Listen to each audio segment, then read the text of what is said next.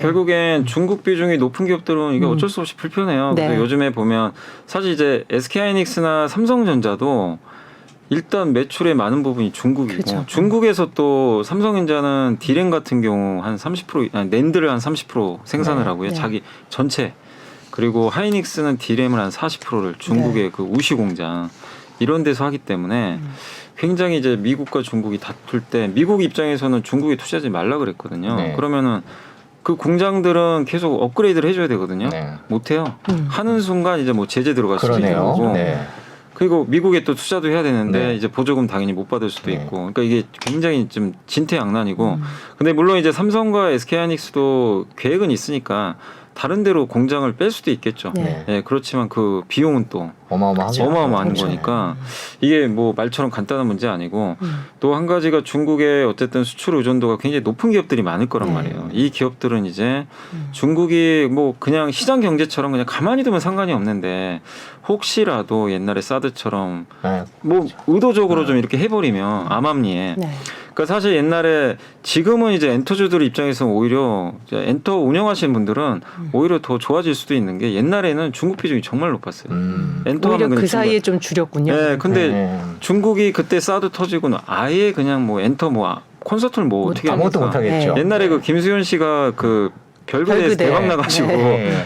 그 키스트라는 회사가 있어요. 소속사 네, 네, 주가 네. 엄청 갔었거든요. 네. 근데 그 후로는 이제 중국이 아예 0이 돼버렸죠. 네. 근데 지금 생각해 보면은 중국 비중이 줄었는데 그걸 BTS가 완전히 그렇죠. 전 커버해가지고 세계로 네, 네. 그래서 그러면 되게 해피한 케이스인데 네. 그걸 할 수 있는 기업들이 얼마나 될지 그게 좀 걱정이고 걱정이네요. 오히려 그리고- 그 어려운 국면에 그 구조조정을 한 것은 잘 됐고. 예.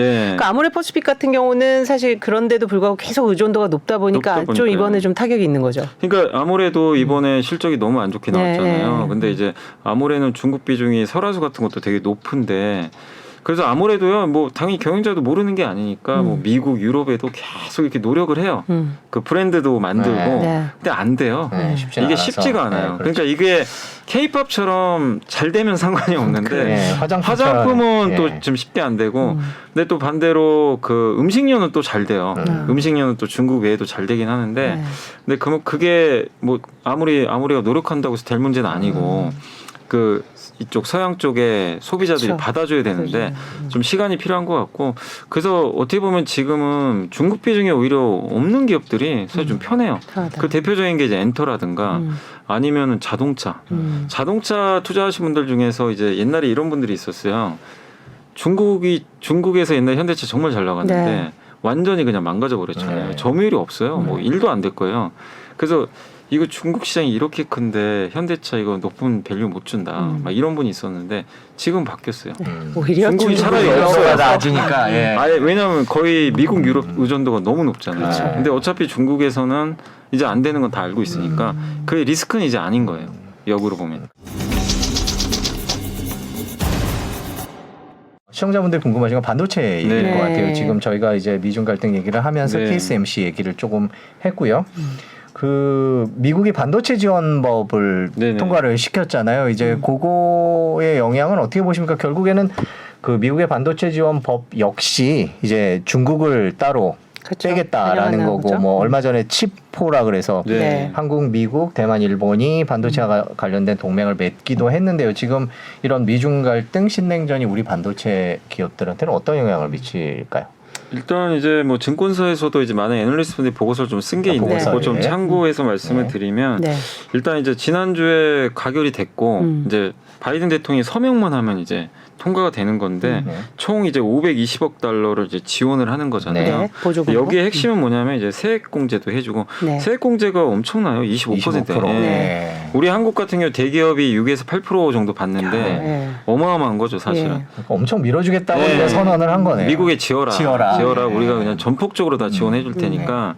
그래서 뭐 그건 좋죠. 그래서 이제 TSMC도 지금 미국에 공장 짓고 이제 있고, 짓기로 했고 짓기로 인텔도 했고. 짓고요. 네. 삼성도 이제 170억 달러죠. 한 20조 원 이제 거기 그쪽 테일러시에다 이제 짓게 될 텐데 네.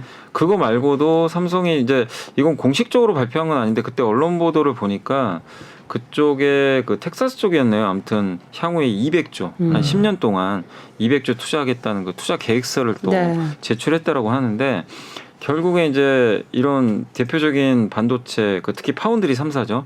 이쪽이 이제 미국 쪽을 선택을 했고 사실 뭐 약간의 강요도 있었다고는 저는 좀 생각을 해요. 이게 말이 그렇죠. 협조냐, 지원이지. 좀 약간의 좀 협조 부탁드립니다. 이거. 옛날에 뭐 회의 참석하라고 그렇죠, 막. 그렇죠. 그래서 좀 뭐 어쩔 수 없는 부분도 있지만 뭐 할 수 없죠. 미국이 최대 시장이니까 네, 네. 가는 건데 그래서 어쨌든 이제 당근을 줘요. 이렇게 하면 뭐 세액공제 해주고 투자금 줄게 이런 건 좋은데 이제 문제가 좀 있어요. 네. 미국은 인건비가 너무 비싸요. 그렇죠. 아, 네. 이게 그러니까 우리 한국이나 대만이나 만약에 중국에 공장을 짓는 거랑 미국에서 반도체 공장 운영하는 건 정말 어마어마한 차이가 있어요. 생산성도 마찬가지인데 한 50% 정도 비용이 더 들어갈 든다. 거다. 이 얘기가 하나 있고 그 다음에 반도체 우리나라가 진짜 반도체 잘한 게 이거 한번 보시면요. 유럽이나 이렇게 미국 같은 경우 반도체 제조 강한 그런 회사가 뭐 사실 있긴 있지만 인텔이나 마이크론이 있지만 사실 좀 드문데 대부분 제조는 동아시아가 다 하거든요. 네. 네. 근데 그만큼 이제 물론 약간의 그런 것도 있겠죠. 근데 우리나라 사람들이 또 이 손재주가 되게 좋잖아요. 네. 또 열심히 일하고. 근데 미국의 반도체 공장을 지었을 때 이 미국 사람들이 밤늦게까지 일하겠냐 이거예요. 근데 여기에 대한 좀 의문보도 있어요. 그렇죠. 왜냐하면 반도체 공장 계속 돌려야 되거든요. 돌려야 되는데. 예, 그리고 계속 기술 개발도 해야 되고 이제 그런 거에 대한 좀 리스크도 좀 감안을 해야 될 것 같고 그래서 공장 짓는 게 문제가 아니라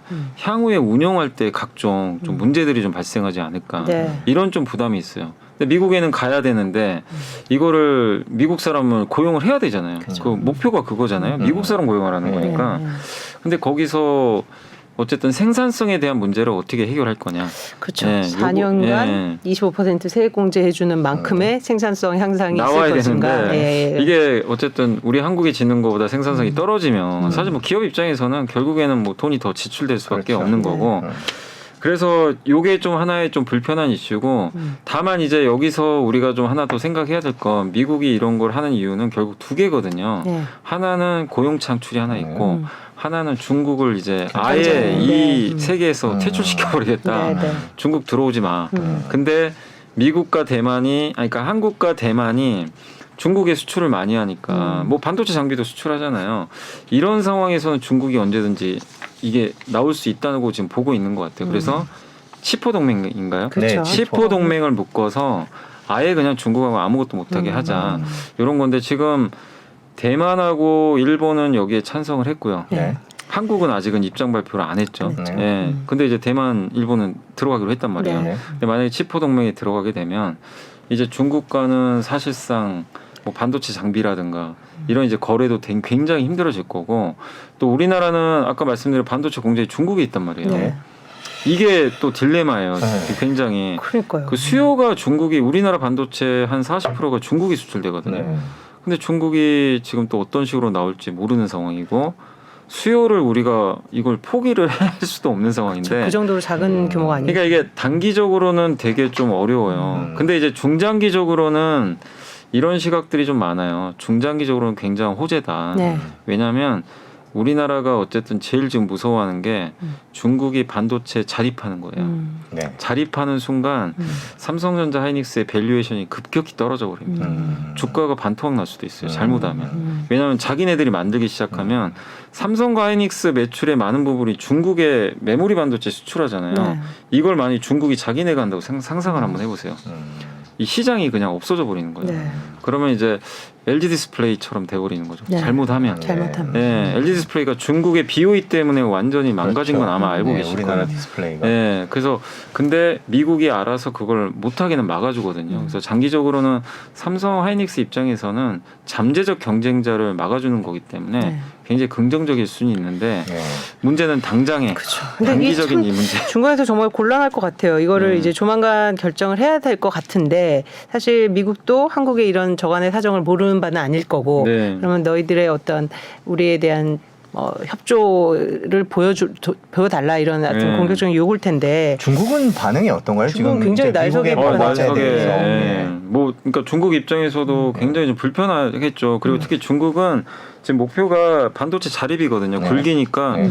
그 몇 년 전부터 한 100조인가 200조 이렇게 투입했는데 한 기업 부도났고 안 돼요. 쉽게 안 되는데 이게 근데 이런 기술이라는 건요. 어쨌든 돈 들여가지고 하면요. 계속 발전합니다. 네. 그래서 애플이 뭐 지금은 모르겠는데 한때 아이폰에 중국 그 낸드 플래시 있거든요. 이름이 그 YMTC인가 아무튼 그 회사가 만든 건데 그걸 네. 채택한다는 얘기가 있었어요. 네. 그러니까 그 정도 기술까지 올라오기 시작하는 거예요. 그러니까 D램도 아직은 기술력이 훨씬 미달되죠. 당연히. 네. 중국이 미달되는데 중국이라는 나라는 특이한 게 이게 보통 자본주의 사회에서는 어떤 기업이 뭘 하면 자기네가 망하면 자기가 망하잖아요. 네. 국가가 지원 안 해줍니다. 네. 되도록이면 안 해주죠. 시장 경제니까. 중국은 너 망하든 말든 네. 우리가 무조건 지원해줄게. 그리고 시장이 커요. 그래서 반도체 계속 만들어요. 불량품 만들고 써주고 네. 만들고. 근데 하다 보면 이게 신기하게 또 돼요. 네. 이게 이제 반도체나 그러니까 디스플레이 그래서 된 거거든요. 그러니까 이제 무서운 건 사실 좀 그거예요. 중국이 그렇게 해서 결국 했을 때. 네. 근데 중국 입장에서는 어쨌든 네. 지금 반도체 굴기를 하려고 하는데 네. 미국은 그게 제일 무서운 거고. 근데 지금 당장을 봤을 때 어쨌든 5년 안에 네. 아무리 노력을 해도 네. 중국이 따라오긴 힘들어요. 근데 중국은 지금 동수서선이라는 정책을 쓴다고 하더라고요. 네. 그러니까 동쪽에 있는 데이터 센터 있죠. 네. 데이터 센터가 동쪽에 많아요. 네. 근데 근데 여기가 전기료나 이런 게 비싸요. 이걸 서쪽으로 옮기는 거예요. 서쪽은 거기에 신재생 에너지가 많아서 전기료 되게 싸대요. 네. 그러니까 이거를 일로 옮기는 사업을 한대요. 근데 왜냐하면 중국도 기술 국가로 가야 되면 이제 데이터 센터가 필요하니까. 필요하죠. 네. 근데 그거를 하기 위해선 반도체가 엄청나게 필요하겠네요. 근데 자기는 못 만든단 말이에요. 네. 그러면 삼성, 하이닉스, 마이크론 중에 하나를 써야 되는데 네. 마이크론 안 일단 쓰겠죠. 미국 거고. 예. 근데 삼성, 하이닉스 뭐 보복하고 싶어도 할 방법이 없는 거예요. 아니 자기네는 반도체 필요한데 네. 못 만들어요. 근데 전 세계에서 만드는 회사 3개. 네. 그럼 뭐 방법 없어요. 네. 보복을 하고 싶어도. 네. 그래서 당장은 반도체 가지고 보복하기는 중국이 굉장히 어려울 수밖에 없는 우리나라 기업들에 대해서 보복을 하기는 당장은 반도체, 중국 상황이 예. 쉽지 않죠. 본인들이 돈이 없어요. 삼성이랑 SK 하이닉스 걸 써야 되니까. 네, 써야 되니까. 왜냐 최첨단 반도체 써야 데이터 센터에 네. 들어가잖아요. 뭐 대만의 난력 걸 쓸 수도 있겠죠. 근데 네. 그거는 아무래도 삼성이나 하이닉스보다 좀 떨어질 네. 수도 있기 때문에 그렇게 보면은 결국엔 반도체 뭐 당장은 저는 그렇게 큰 타격은 없는데 근데 이제 걱정되는 거는 그거라는 거죠. 이런 이제 환경이 좀 불편하기 때문에 네. 투자 이제 관점에서 보면은 이런 리스크로. 것들이 그러니까 좀 클리어하지 않으니까 좀 꺼려지고 거기다가 반도체 아까도 말씀드린 대로 하이닉스, 삼성전자 반도체 공지 거기 큰 것들이 있는데 이거 어떻게 할 거냐. 이거 생산성은 점점 떨어질 거예요. 왜냐하면 이거 투자 못 하거든요 앞으로. 네. 그래서 여기에 대해서 어떻게 삼성전자, 하이닉스가 해결을 할 거냐. 그러니까 수요보다는 네. 그 공장을 좀 어떻게 할 건지 여기에 대한 네. 좀 딜레마가 있는. 그거를 근데 옮기는 비용도 어마어마할 거고요. 그렇죠? 그러니까요.